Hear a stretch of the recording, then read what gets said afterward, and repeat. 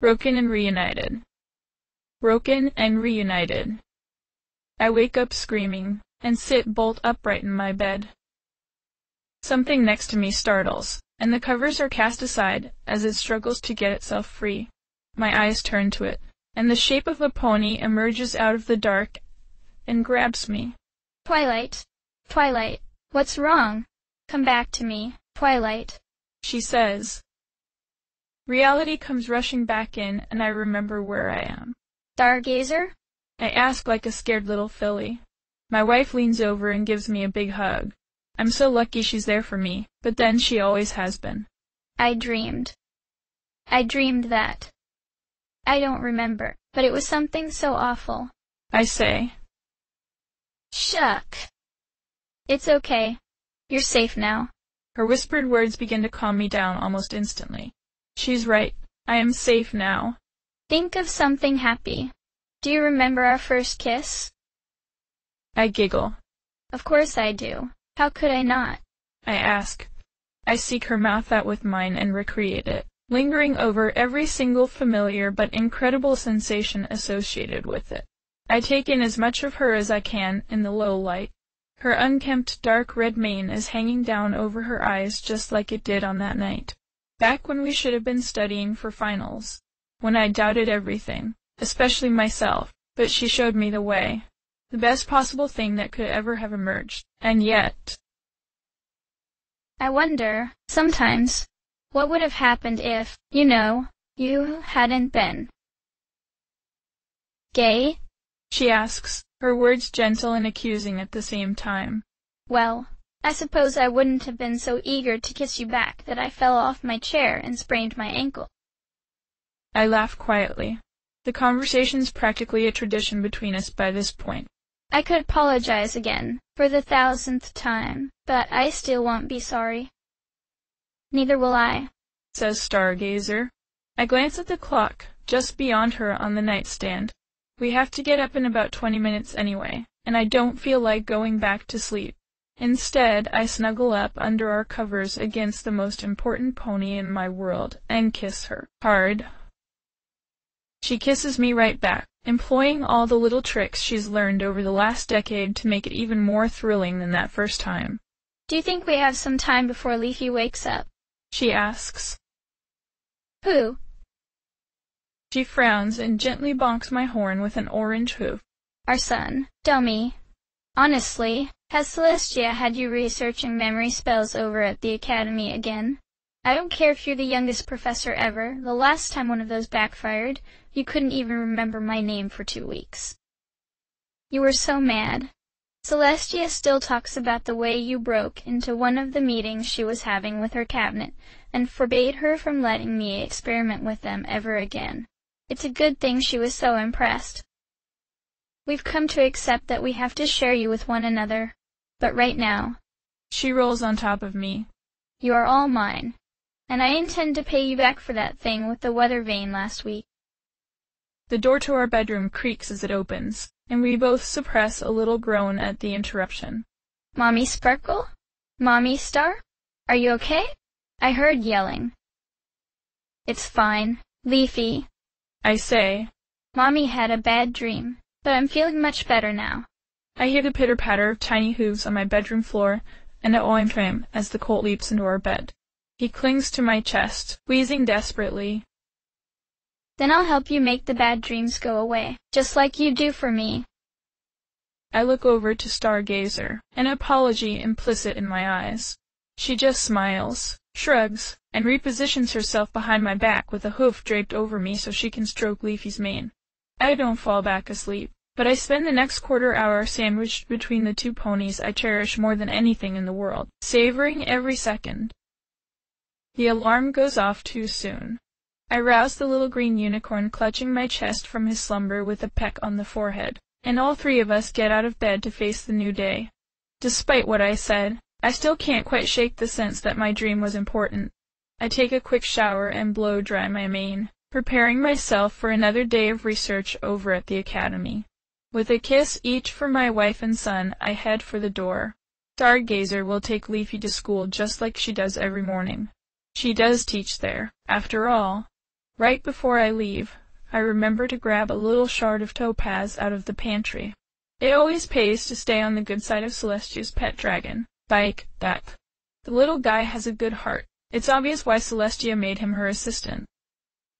I walk through the streets of Canterlot, wishing I could throw off the last lingering traces of whatever it was I dreamed last night.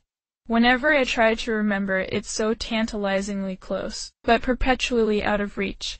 A statue I've passed by 1,000 times before catches my eye, and for some reason it's interesting enough to me that I have to stop and look.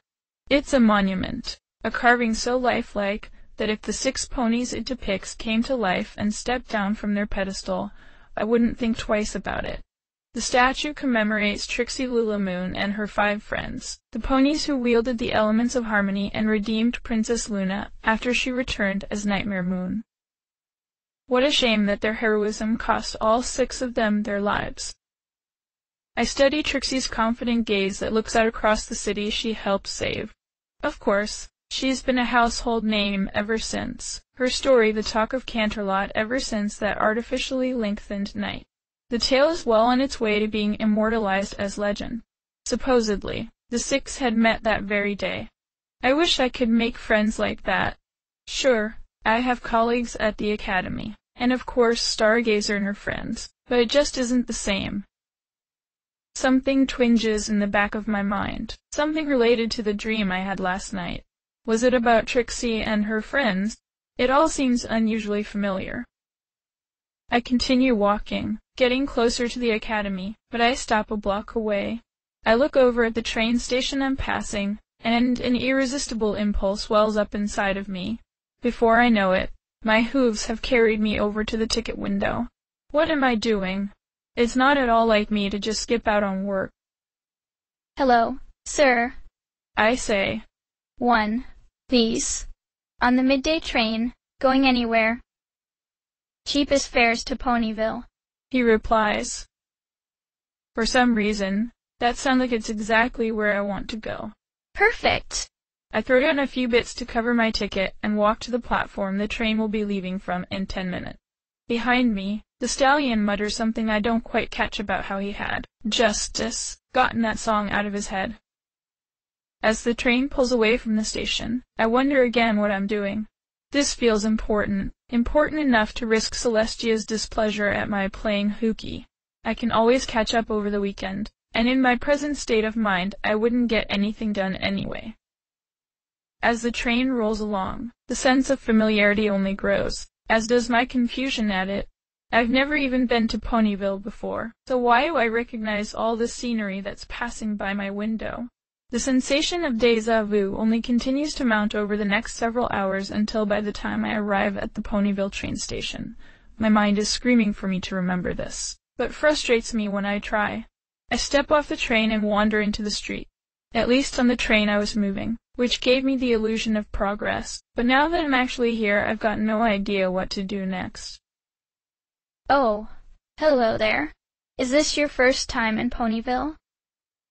I turn to the source of the voice, a white unicorn mare with an elegant and distinguished purple mane. It is, I think. I say. Is it that obvious? The other pony laughs graciously. Not to most, I would suspect, but I'm something of an informal welcoming committee around here. Oh, where are my manners? My name is Rarity. A pleasure to meet you. I extend my hooves and bump hers. Twilight Sparkle, and the pleasure is all mine. I study her for a second. Have you ever been to Canterlot? I can't shake the feeling I know you from somewhere. This is embarrassing. I have the same sensation. I certainly have heard of you by reputation. Some of my clients will simply D when I introduce them to one of the foremost minds in Canterlot, but I can't place where I know you from either. I take a step back. You've heard of me all the way out here? What line of work are you in? Well, technically I'm an event planner. She turns to one side so I can see her cutie mark, a trio of yellow and blue balloons. But my passion is in networking, bringing ponies with common interests together, or matching up ponies with needs to those with the ability to fulfill them to their mutual benefit. She allows herself a small chuckle. I suppose I like to think of myself as the pony every pony should know. That does sound useful. I admit. Why, thank you for saying so. If you're going to be here later this evening, you simply must attend a small soiree I've been working on. There are so many ponies I need to introduce you to. Oh. Gosh. I say as I rack my mind for an excuse. I hadn't planned on staying that late. Well, strictly speaking, I haven't planned any of this. I don't even know why I'm here. I don't have anything to wear. Rarity's eyes light up. Then I know just the pony you should see. Our local seamstress will have exactly what you need, and she is such a kind and gentle soul. I'm sure she would even lend you a dress if you only needed it for one night. Let me take you there now. Seeing no escape from the mare's relentless generosity, I don't have much of a choice but to follow after her. We walk past a number of other ponies along the way who I could swear I've met before. I have to stop myself from waving several times. We stop in front of a boutique, stylized to look like a giant carousel. All manner of animals are depicted on its walls. We step inside, and Rarity looks around for the proprietor. Fluttershy, are you in? Hello, Rarity, says a voice from much closer than I anticipate. I spin towards it and see the pony I missed before, hidden amongst mannequins, a yellow Pegasus with a pink mane. There you are, darling. Honestly, you're so quiet sometimes I just don't realize you're there. I'm sorry, says Fluttershy. She tilts her head as she looks at me. Oh my, have I forgotten an order? I know I've seen you before, but I'm afraid I can't remember your name. That seems to be going around today. I say. I'm new in Ponyville, though, so I can't say where we'd have met. Twilight Sparkle, this is Fluttershy. Fluttershy, Twilight Sparkle, says Rarity. I know this is a bit last minute, but I wanted to make my dinner tonight into a welcome party for Twilight, and I hoped you would help her look her best. Oh, I could do a quick fitting, says Fluttershy as she sizes me up with a discerning stare. She turns her attention to some of the dresses on the racks. From what I can see, they're all modest but quite refined numbers, flattering on the appropriate body type, but nothing that would make you stand out of a crowd. It would be good advertising, I suppose. I have just a few things to finish up first. You are too kind, dear, says Rarity. If you're interested in advertising, I know a number of ponies who work in marketing. I'm sure they would be happy to give you some pointers. I couldn't. I don't like the idea of telling ponies what they should think or wear. I just like helping them look their best. Fluttershy gestures to the 3 diamonds on her flank. It is my special talent, after all. Well, how fortunate it is that your work is so beautiful that it speaks for itself, says Rarity. Now, please, don't let us keep you from it. We'll wait. Fluttershy returns to the dress she's working on. Holding a spool of thread between her wings, her hooves move with a surprising dexterity, and stitch after stitch appears before my eyes. Wow, Fluttershy, I've never seen a Pegasus who's so good at sewing. Oh, thank you, Twilight, says Fluttershy as she continues her work. I'm glad you think so. Back in Cloudsdale, a lot of ponies thought it was a little freaky. She grimaces at the memory. They simply did not appreciate how special you really are, declares Rarity. Their loss is Ponyville's gain. I let my gaze travel over the rest of her boutique, and something on one of the racks catches my eye. Hanging there are some intricately decorated outfits, but far too small to fit even a foal. What are those for? I ask. Says Fluttershy, looking up and following my gaze. Oh, those are for a special commission from Ram. The door to the boutique slams open, and a pink blur rushes inside. Yeah, Fluttershy. It's us. Pinkie Pie, says Fluttershy, answering my question and greeting the new pony with the same words.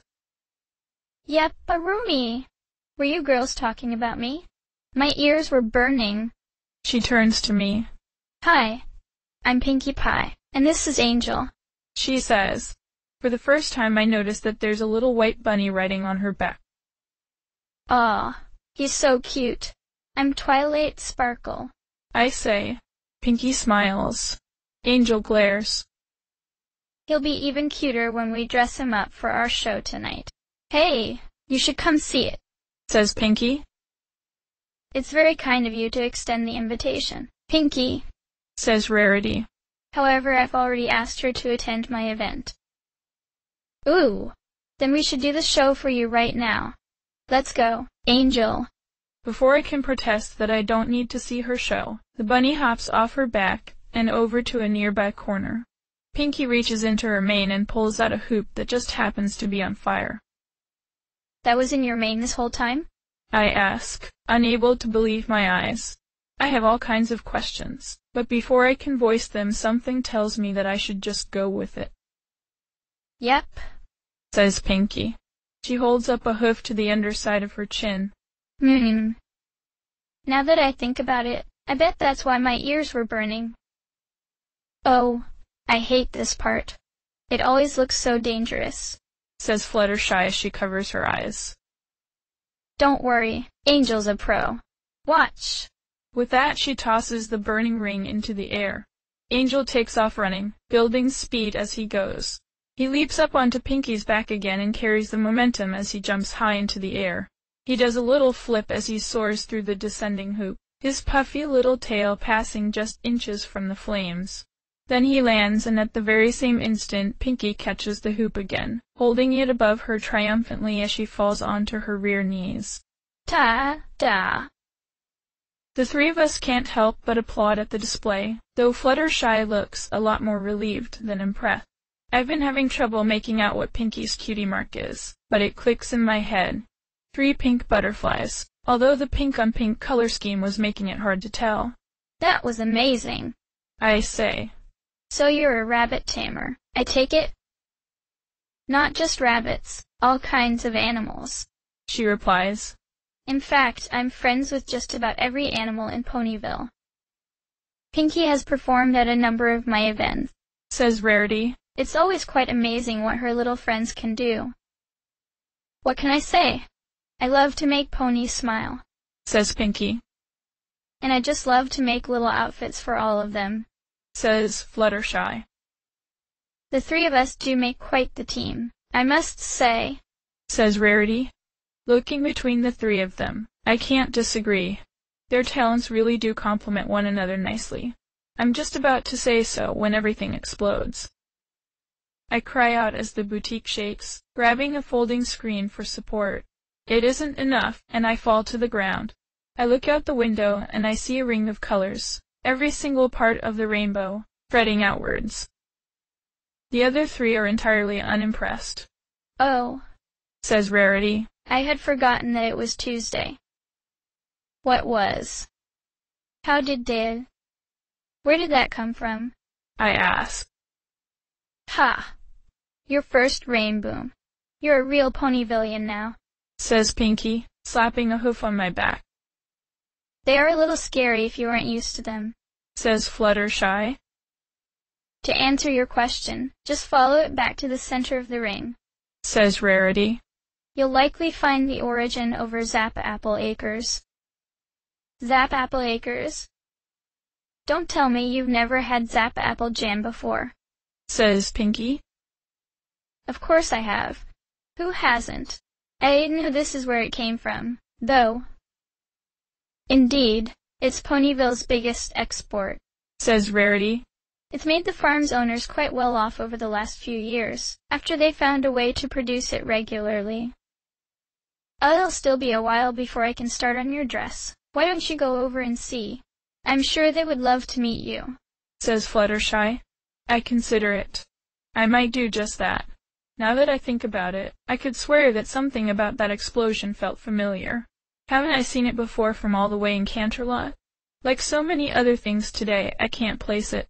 I bid farewell to the three friends and leave the boutique, following the trail of the still expanding ring.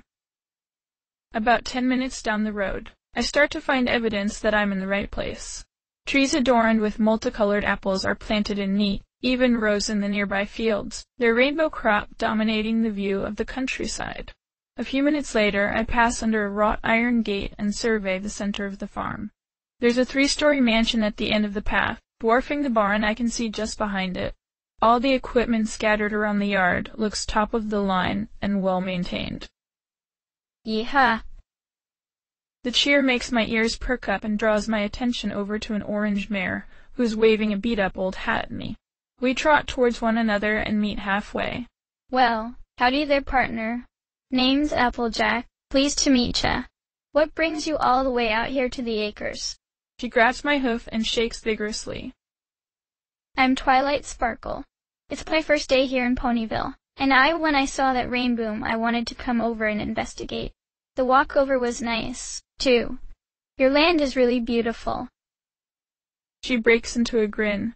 Well, shoot. I can already tell that I'm going to like you. Somehow I'd known she would appreciate that particular compliment before I even said it. I'm not quite the right one to tell you about the rainbooms, though. Might want to cover your ears or back up a nudge. Confused, I do as she suggests.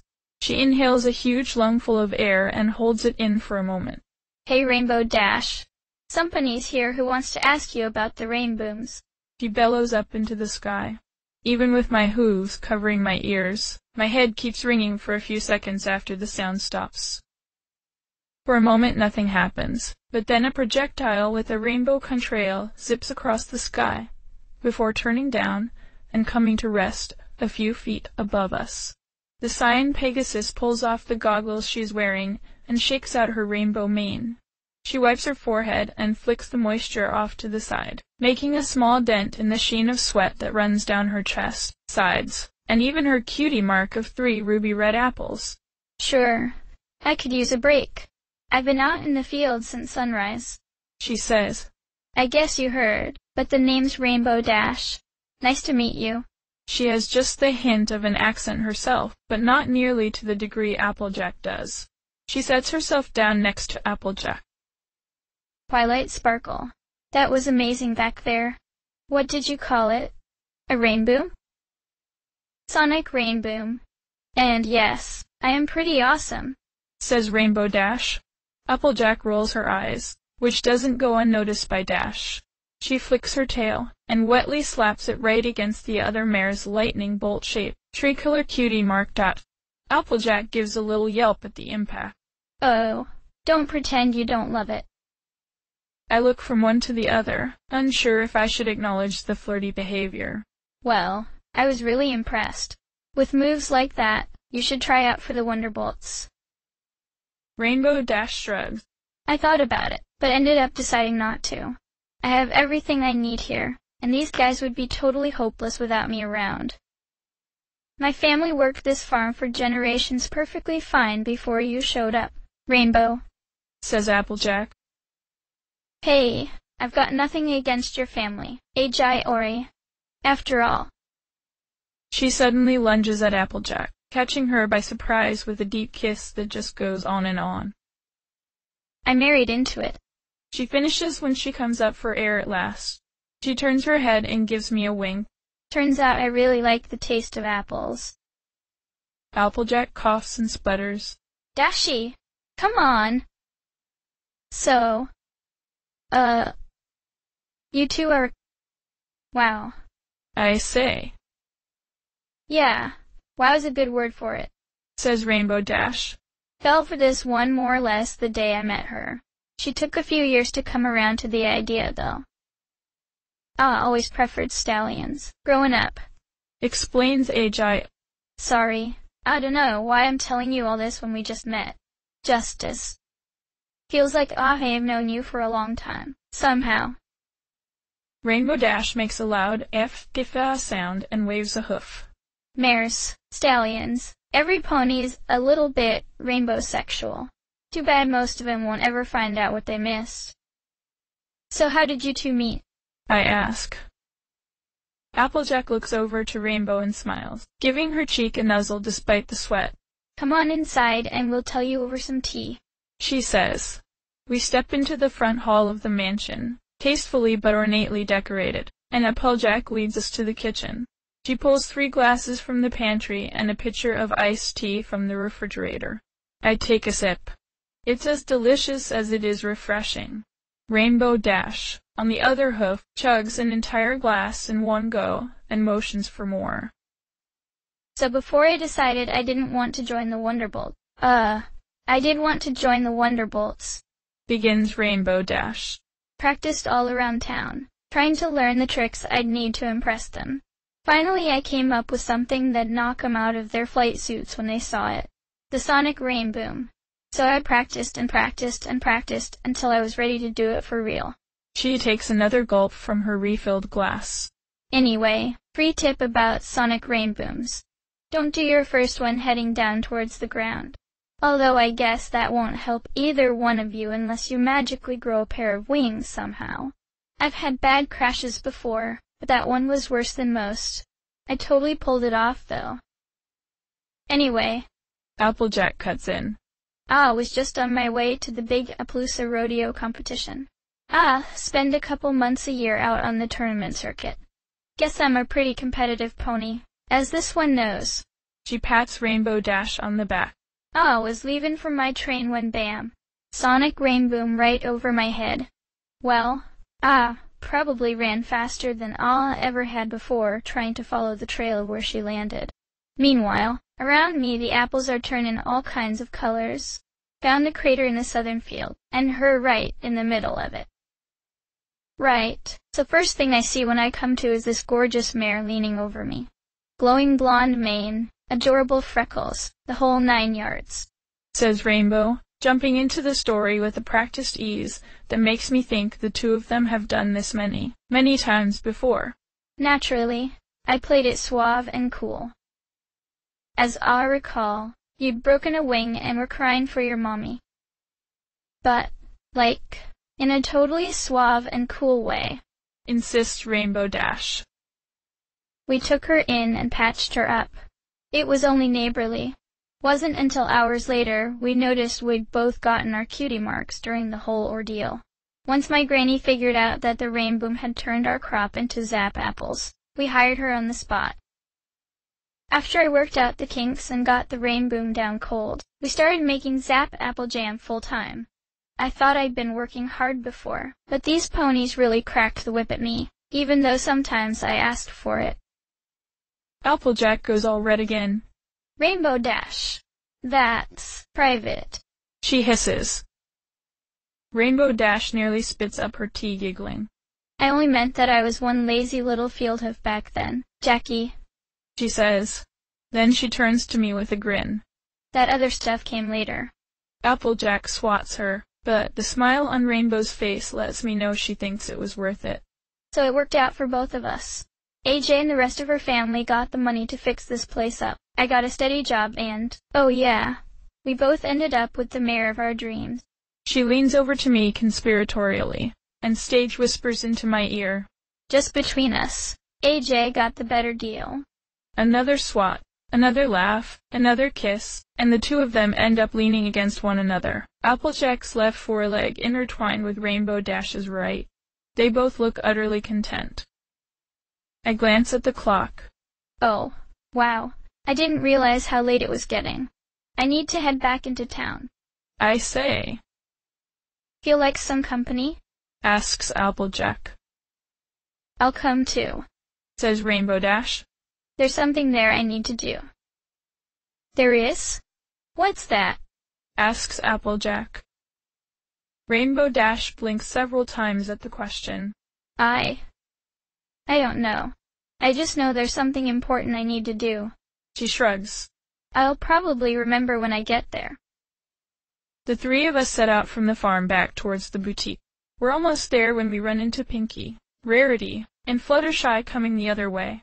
The 6 of us look from one to another, unsure of what to say until Rarity breaks the ice. Do you all feel this as well? Like we're connected? I'm glad it's not just me, says Rainbow Dash. Well, no, I've seen you all around town. But, yeah, like it's something more important. More important than you can possibly imagine, says a voice from above. We look up and gasp as Princess Celestia descends from the sky, carrying a sealed chest on her back. Wowzers! It's the princess. The princess. You guys. Yes, Pinky, I think we all noticed her. I did, says Fluttershy. Twilight Sparkle, I'm surprised at you. Skipping out on your work to come here, of all places. I wilt a bit under her criticism. I'm sure you must all be very confused, and I'm here to help you resolve that confusion with these. She opens the chest and reveals a crown accompanied by 5 necklaces. Are those the elements of harmony? Yes, answers Celestia. I would like each of you to take the one which feels most natural to you, and put it on. When you do so, the elements will fix your memories. So we'll be able to remember how we know each other. I ask. I'm eager to solve that particular mystery. No, Twilight. They will fix your memories so you forget one another for good. The hoof I was reaching for the box with freezes in midair. What? The 6 of you shared a connection in a different time. It was a wonderful friendship, and you accomplished many things together, but it proved dangerous to harmony in Equestria. So your minds and your fates were altered. Incompletely, it seems. The time has come to correct that. Twilight, says a new voice from behind a tree. Out steps Stargazer. Celestia appearing from nowhere was odd enough, though not completely out of character for her. How did Stargazer even get here? Put on the crown. Then everything can go back to being the way it was before. Weren't things wonderful? I love you so much. I couldn't bear to go back to a time when we weren't together. But my friends. At the words, my friends, my head snaps back, and I cry out in pain as the dam blocking up my mind breaks. Memories of another life pour in and mingle with what I thought I knew about my past. Stargazer. You didn't sprain your ankle that night, did you? I did, because you shoved me. Please don't remember that, Twilight. Put the crown on so you won't have to. I can't bear to see you remember the way I treated you then. It doesn't have to be real if you don't let it, says Stargazer. You're a lie, I say. She begins to cry. No, I'm not. I'm a better truth. Please, Twilight, do it for Leafy. Mommy Sparkle? I spin around, and there's my son right in the middle of the ring my 5 friends are standing in. You, I say, are supposed to be in school. The elements fight dirty. Don't you want me to be real, Mommy? I thought you loved me. Why do you want me to go away? I rush over to him and wrap him up in my arms. I'm his mother. I'm not his mother. I'm... Of course I don't want you to go away, I whisper into his ear. I don't want my friends to go away either, though. You have to choose, Twilight, he says. My ears twitch. That doesn't sound like something he would say. I lean back and look more carefully. I am Leafy's mother, and the mother knows her own child. You aren't Leafy. He frowns at me. No, we aren't, says a new voice from his mouth, about 3 octaves lower than his real one. We simply find that a corporeal form helps us to communicate better. Put on the crown, Twilight. Why are you doing this to us? Asks Fluttershy. We don't want to hurt you, any of you. The 6 of you made phenomenal champions, and we did so much good with your aid. We didn't anticipate how effectively you'd marshal the forces of chaos and darkness from other timelines, though they've always been something of a blind spot for us. With the exception of that other Twilight from the time loop, naturally, who was a known quantity. That will all be corrected in the future.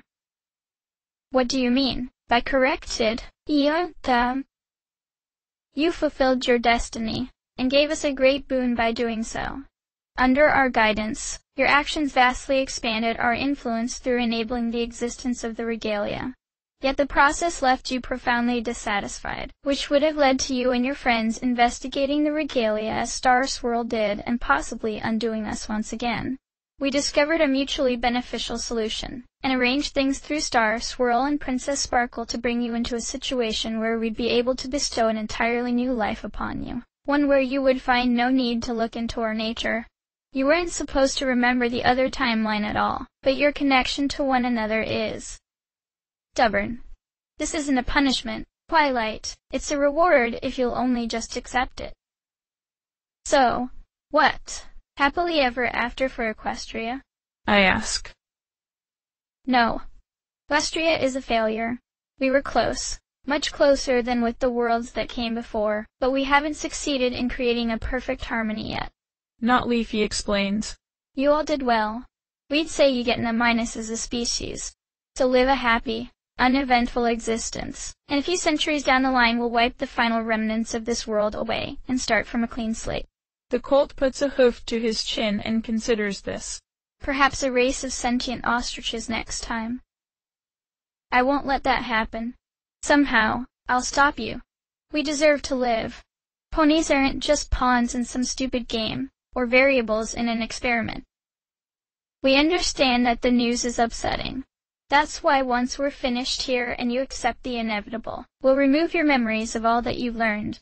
You'll live a wonderful life, and you'll never have cause to think about Ponyville or one another again. We feel we are being more than reasonable about this. I'm not interested in living a lie, says Applejack. We expect nothing less from honesty's champion. Are you comfortable telling your wife that what you feel for her is a lie? Because if you go back to the truth, or more accurately, the most recent truth before this one, all of that will be gone. Rainbow Dash looks over to Applejack, the pain on her face as clear as day to any pony that looks. Applejack hangs her head without answering. A heavy silence descends over the six of us. Leafy doesn't press us to reach a decision quickly. I've made up my mind. Give me the crown, I eventually say. Probably not. Actual Celestia lifts it in her magic and passes it to me. I take it in my hooves and examine it. Twilight, begins Pinky, but I hold up a hoof to cut off her protest. I'm sorry, girls, but I know what I want. I stare into the star-shaped jewel, the one modeled after my own cutie mark. Each facet and cut surface reflects an image of my face looking back at me, each one just a little bit different from all the others. The blissfully happy, unaware me from this world and the stressed out, sometimes miserable one from my original world side by side. I take a deep breath and brace myself for what's coming. Then I drop the crown to the ground and stomp my hoof down on the gemstone, breaking it into 1,000 pieces. The world shatters with it. The light is back, colors streaming by, inches in front of my face. I look around and there I am along with all of my friends, right back in the throne room of Canterlot Castle, right in the eye of the storm of rainbows circling counterclockwise before me. I smile and dip a hoof into the stream. It isn't going to hurt me. I understand it now. A chime rings out through the room. You know, I say, gathering my thoughts as I begin. This all reminds me of music, actually. I don't raise my voice, but it cuts right through the noise of the fighting and the tempest just the same. I'm as sure as I've ever been of anything that every pony can hear me just fine. Star Swirl told me about how the princesses created music, a long time ago. How Celestia favored the resolved chord, and Luna favored the flawed and minor ones. Only when they put all those imperfect pieces together could they find something worth celebrating. You were right about one thing. Ponies aren't perfect. But guess what I just realized? You can see everything that has been. Everything that is. Everything that will be or could be. Yet you're still missing the big picture. The rainbows around us start to slow. Then they stop for the space of a heartbeat. Then they start revolving in the opposite direction. Music isn't just about what's printed on a sheet of paper. It's about the rises and falls, and the emotions we fill them with. Ponies' lives are the same way. Maybe you can read notes from a page, but you can't carry a tune. You need us to do that for you. Otherwise, you would have just changed our memories without needing us to accept you.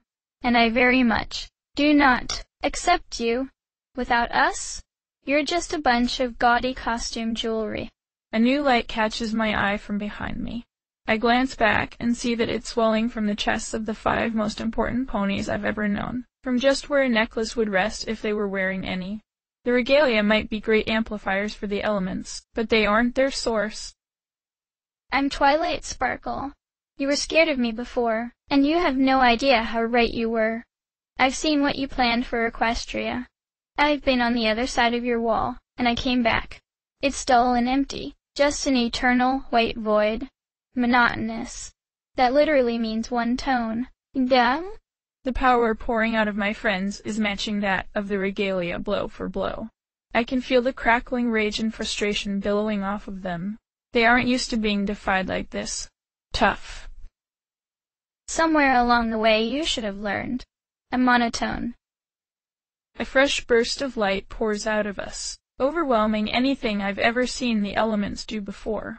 It's too bright to see through, but I don't need to see anything anymore. I'm one with anything that light touches. Cannot form. I take a step forward, and I feel the surface of the regalia start to warp and blister. Ugly welts bubble up from them before they pop, battering precious metals all over the floor. A harmony! With a final pathetic whimper, the regalia melts away forever.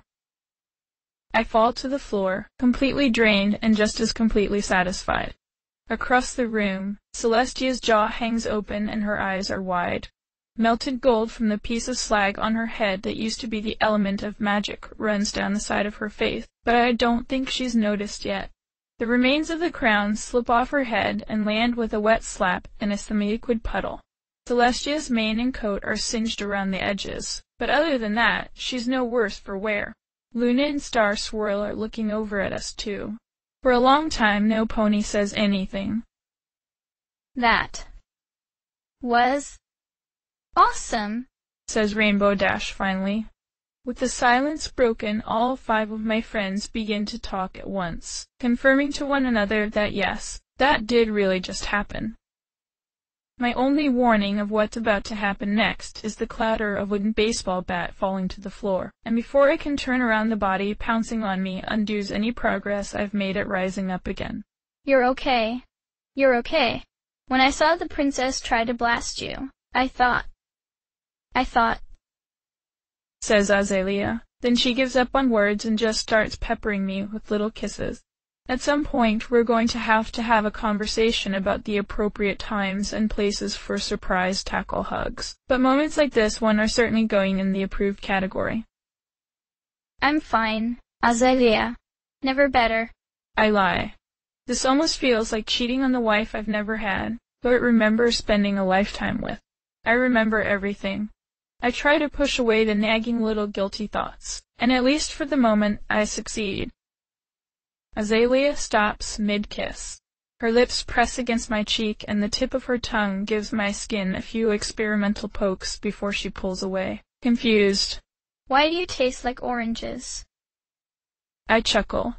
Kind of a long story. I'll tell you later. Hey, where's Black Snooty? Asks Pinkie Pie. We all looks around. In the spot where Nightmare Moon had been pinning Luna in a chokehold, now there's just a pile of smoldering broken armor, the way there had been after the very first time we used the elements. Well, would you look at that, says Applejack, staring about through a nearby window. The moon is sitting in the sky, and once again it's adorned with the markings it used to have before Luna broke out. Mimere in the moon is back. Luna looks up as well, and her jaw drops. Is that what my moon looked like for 1,000 years, while I was banished to it? Star Swirl, switching from enemy to loving husband in an instant, gives her a hug. It must be hard for you to see that. Don't worry, we'll get through this together. I'm not some traumatized little fool, you doofus, she says to Star Swirl, although she does return the hug. She turns to the still stunned Celestia. Honestly, Tia, slapping a picture of me up on the moon? That's just tacky. Her ear twitches and she looks back at Star Swirl. Wait, when you said we'd get through this together. I'm not going anywhere, lunatic. This is about the age I was when I disappeared from the past, isn't it? Asks Star Swirl. Luna looks him over for several seconds, then nods. Well then, I can't go back or it would mess everything up, wouldn't it? No reason I can't stick around here, though, and get to know this new you. Technically, aren't we still married? She smiles. I suppose that we can say so. Although I regret to inform you that I have been committing infidelity against you for several hundred years. Oh yeah? Any of them any good? Well, there was this one lavender unicorn mare. She's taken. I call over to them. Azalea snorts and resumes her kisses. There will be time for all of that later, says Luna, blushing. We should dispose of Nightmare Moon's remains. They are physical manifestations of her power, and in the wrong hooves may be dangerous. She picks up one of the shards, but when she tries to put it back down again, oily tendrils of it peel off and stick to her coat. She tries to detach it by shaking her hoof, but it keeps its grip. The rest of the broken armor begins to vibrate and shake, before more tendrils dart out and stick all over her body. The armor melts into a thick liquid while Star Swirl looks on in horror. As it flows and envelops her, Luna screams. The scream is what finally snaps Celestia out of her daze. Luna! She cries out and dashes towards her, but she's been entirely swallowed up by the black fluid. From the outside, she just looks like a three-dimensional silhouette of herself, and then even that begins to warp and change. She staggers around as her body stretches and shifts, and then a tiny crack appears in the surface. Bright light pours out from it, and the cracks spread as the light grows overwhelming. With a final explosion, the oily darkness vanishes, and when I can see again, it isn't exactly Luna standing there. Or maybe it would be more accurate to say that it's more exactly Luna than it ever was before. Just like back in the past, she stands as tall and regal as her older sister. Her wings flare, and she twists her head, as she works out the kinks and soreness from the transformation. Whatever the regalia of Harmony ripped away when it sealed her away, I get the feeling she just took it back. She laughs. Oh, my! What a rush! I feel fantastic. She trots over to Celestia and giggles. It seems I no longer need to stare upwards to look you in the eye, sister Tar, as it should be. Pinky gasps. Oh no! But if you took some of Nightmare Moon's power, does that mean you're gonna go all crazy and evil, and do the eternal night thing again? She asks. Luna shakes her head, perhaps a bit more emphatically than she needs to as she lets her newly rich and starry mane flow through the air. I am pleased to report that my desire to plunge the world into perpetual darkness has increased only slightly from its usual level. Yay! Shouts Pinky. Luna giggles at the way Celestia is eyeing her warily. I meant that in jest. You and I are meant to rule as equals. I have no desire to repeat the mistakes of the past. Besides... She stalks over to Star Swirl and kisses him on the nose. I have more important things to do than scheme against you. Oh, geez, not again. Why do you two always have to be so gross in front of every pony? We all look towards the sound of the new voice at the entrance to the throne room. Star Swirl looks like he's about to have a minor aneurysm. Shooting Star, what are you doing here? You were supposed to use the scroll I gave you to get home. I explicitly told you not to follow me. Yeah, like that's ever worked before. She scoffs. She trots up to both of her parents and hugs them. I don't want to go back if you don't. I'm staying right here. Star Swirl seems moved, but his anger hasn't dissipated entirely. What if we hadn't won? What if the elements had killed us all, or Nightmare Moon had taken over after we won? I don't know. That whole daughter of the evil Empress thing sounded like a cool fallback plan. While the three of them cuddle together and chat away like they're somehow the most normal family in the world, Celestia returns to me, Azalea, and our friends to give them some space. I apologize for not trusting you, Twilight, attempting to use the elements of harmony on you. I understand if you didn't forgive me. Azalea, I also apologize for defenestrating you. I smile up at her. It's fine. It's what I wanted you to do anyway, although I couldn't explain it with Nightmare Moon right there. I'm sorry for all the things I said to provoke you. It's not like things went according to my original plan. Azalea nods. I'm just glad that you picked an open window. Sorry about hitting you with a baseball bat. Celestia grins. In your position, I might have done much the same thing. Twilight is very dear to me. If you'd like, I think we should have some tea together and discuss your relationship with her. Alone. Alone? Perhaps. Or perhaps I shall invite her parents to join the two of us as well. I'm sure they would have quite a few questions for you as well. Azalea starts to tremble and look down at the floor. I frown at Celestia. Princess, be nice. She narrows her eyes ever so slightly for a moment, but then throws her head back and laughs. I have a large and moderately painful welt beginning to form on the back of my head. I think I'm entitled to a tiny bit of payback. She spreads a wing over Azalea and pulls her against her side. If Twilight loves you, and you her, of course you have my blessing. Thank you, Princess. Celestia looks over at Luna, her power and her family restored to her in the space of a few minutes, and gets a wistful look in her eyes. It's the best feeling in the world, to see those you love together with their friends and families. I couldn't possibly be happier. I'm not really sure if she's telling that to us, or to herself. Mom? Celestia goes rigid, frozen there on the floor. It's several seconds before she can respond. That can't be. I grin up at her. Are you sure that you couldn't possibly be happier? Celestia stands up slowly and turns to where Morning Glow is standing in the doorway. I thought Shooting Star might have brought him along. He's still a bloody mess, with dirt and mud caked onto his matted coat. It's not like that cave was equipped with a shower.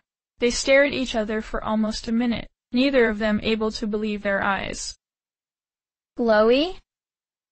At the sound of his name, Morning Glow charges into the room. Celestia rushes towards him as well. Halfway into the room, he leaps to her and they collide in midair, forearms and wings wrapped around one another by the time they hit the ground. Mom! Oh, Mom, I watched you die. Most of this is your blood. I thought I'd never get to tell you that I love you again. I love you too. Oh, Glowy, I love you so much.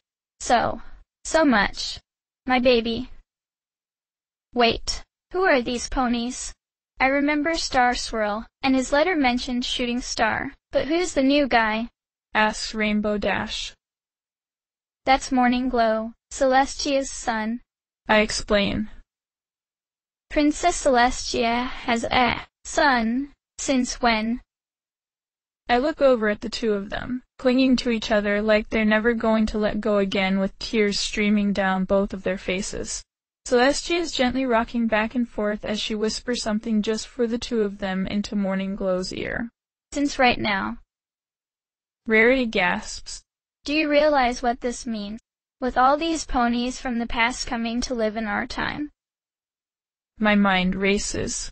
Could there be some sort of temporal feedback loop? A paradox that wipes out existence? Gigantic changes in history rippling outwards from this moment. What am I missing? What does it mean? Rarity? It means that Retro is going to be huge next season. She grabs my cheeks, and as she pulls me to face her, I see a manic glint in her eyes. Twilight, I need every book you have on fashions from those time periods, a sewing machine, and 300 pounds of purple silk. Stat! She drops me to the floor and brings a hoof up to her forehead. And Princess Luna. She's bigger now. She's going to need an entire new wardrobe from the ground up. I need new measurements. Oh, where is my tape? Rares. Don't you think you might be forgetting something important? Asks Applejack. Well. Look at all the lovey-dovey little ponies with their happy endings, says Discord's voice from above. I haven't seen this much sap since I turned Manhattan into a forest of maple trees. We all gasp and look up the monster standing on the ceiling, looking down on us. Oh no, what are we going to do? I don't know if I have the energy to draw directly on the elements again like that. Discord. I shout. The one and only. He replies. No, really, the one and only. Had a big fight with that other one. Real knockdown. Drag out stuff. Probably blew the special effects budget for months. But in the end, that other me just wasn't up to snuff. So he got snuffed. Wait, I don't know if I understand, says Fluttershy. Are you the nice, reformed Discord or the mean, unreformed one? He strokes his chin. Then he looks down at Fluttershy and winks. Wouldn't you like to know? With that and one final, lingering laugh, he vanishes into thin air. Ugh, never can get a straight answer out of that one. What a pain, says Applejack. Yeah, maybe we should have locked him back up in the statue, just in case, agrees Rainbow Dash. The two of them look at one another, then suddenly blush and turn away again. It doesn't go unnoticed.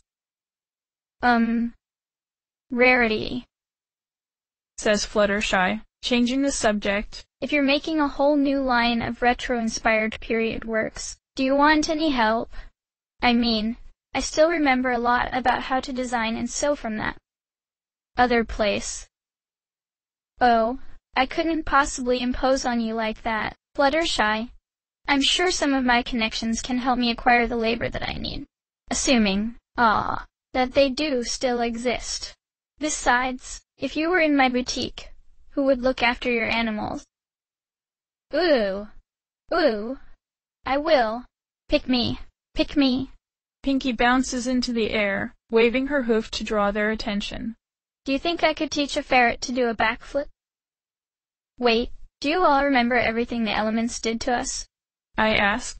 I had assumed for some reason it would only be me. What did they do, anyway?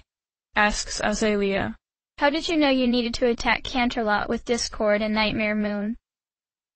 It's been kind of a weird day, I reply. Not actually the weirdest one I've ever had, which says a lot about my life, but I'll fill you in on the train ride home. I bet you aren't going to want to leave the library for a straight month after all this, says Applejack. That does sound good, but first, there's one more trip to make.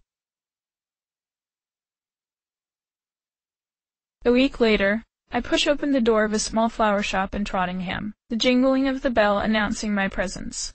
I hear movement and a stallion emerges from behind a display, a green earth pony with a flower for a cutie mark. Hello, sir. I begin. You wouldn't happen to be a Mr. Xylem, would you? Sure am. Can I help you? Not me, but there's a pony here I think you should meet. I take a step to one side and gesture behind me. There's no pony there. This some kind of prank? My confident smile falls away as I turn my head and look. Sure enough, the two of us are alone in the shop. Ha. I chuckle. I'll be right back. He shrugs. Best be quick about it. We close for the day in about 10 minutes. The jingling of the bell is a lot more frantic as I run through the door a second time. I stop on the empty street and look every way I can for my target. I enter closer than I expected to. Sitting against the wall just to the side of the door and silently crying is Azalea. I sit down next to her and pull her into a hug. I can't do this. I'm scared. Twilight, I'm so scared. What are they going to say when they meet me? I don't know, sweetie, but there's only one way to find out. You need to walk through that door. No more sneaking and hiding. That's not who you are anymore, is it? Azalea shakes her head. Please don't make me, she begs. I won't. I won't make you do anything you don't want to. If you'd rather come back another day, we can, but you're going to have to do this eventually. She sniffles. Yeah, I know. But what am I supposed to tell them? Hey, sorry your daughter died last year. Don't worry though, I'm here to replace her. You are her. You are Azalea. I say. She doesn't seem convinced, but at least she stops crying and lays her head down on my shoulder. I let her rest there for a minute, acutely aware of the time limit I'm under. Hey, remember that night on the lake? I ask. I feel her nod, but she doesn't say anything. It's a leap of faith. You didn't think you could do it that night either. You just thought you were going to end up soaking wet and disappointed. But you leapt, and something amazing happened. Us happened. And just like that night, I'm going to be right here helping you walk on water. If something goes wrong and we take a plunge, we'll just crawl back out and help each other dry off and warm up. Does that sound good? Azalea wordlessly reaches out, and I take her hoof in between mine. She takes a long, deep breath. Okay. I'm ready. You go in first this time. I'll be right behind you. I give her a quick kiss and help her stand back up again. She steps over to the door and after one last glance back to assure herself I'm there, pushes the door open. The bell jingles for a third and final time. The same stallion as before steps out again, from another direction this time. Did you find the pony? The pony that... He stares at Azalea, unable to form coherent words. Azalea's knees have stopped shaking, and her tears dried up. She smiles up at the stallion, and though it takes her a few tries, she does manage to get the words past her lips. Hi, Dad. End of chapter.